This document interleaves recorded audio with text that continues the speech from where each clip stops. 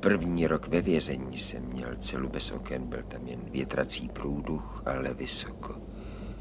V té době jsem sledoval jeden kout, který měnil barvy. Jednou byl černý, pak modrý, pak blankitný a pak bílý. To znamenalo, že venku ve světě živých už byl den. Dnes jedu do Milána. Před cestou do Ponte Tresa chci jít za Marií. Řeknu ti, jak se má.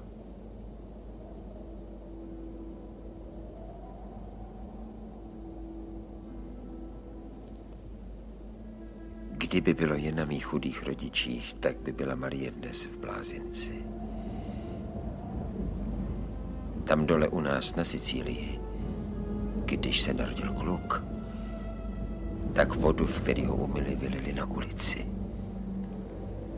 Ale když se narodilo děvčátko, tak vodu, v které ji vykoupali, vylili do bazalek pod okny u kuchyně. Protože muž je stvořený žít ve světě, kdežto žena musí být doma, v bezpečí. A Marie jen plakala a byla nemocná a křehká. Proto zůstávala stále doma. Po celý život. Není spravedlnosti. Ale i vinou lidí jako ty. Tobě zničili život. A ty jsi nepřestal věřit ve spravedlnost tohoto světa. Když ji najdu ještě před smrtí, postačí mi to. A ty mi můžeš, když budeš chtít, to přání splnit.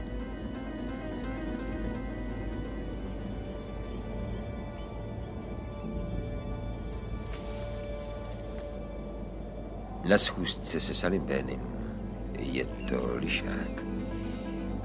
Stačí udělat chybičku a pochopí, že jsem jiný než dřív.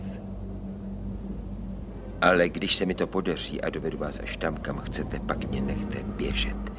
Stačí 2 cestovní pasy pro mě a pro Marii. A přísahám, že o mě nikdo neuslyší.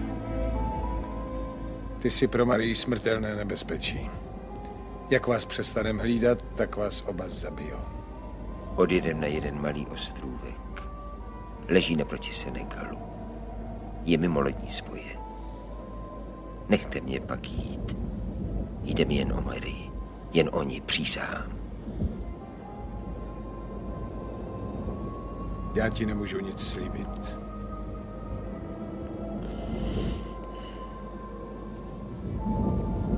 Chceš od toho couvnout? A kam couvnout? Za mnou už nic není. Tak pojď kupředu. Se mnou. Společnou cestou. Než se mi neskytne lepší.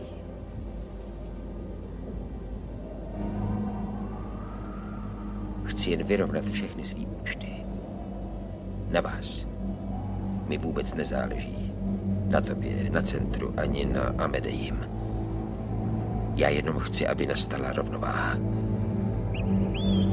A pak každý po svých. Každý po svých.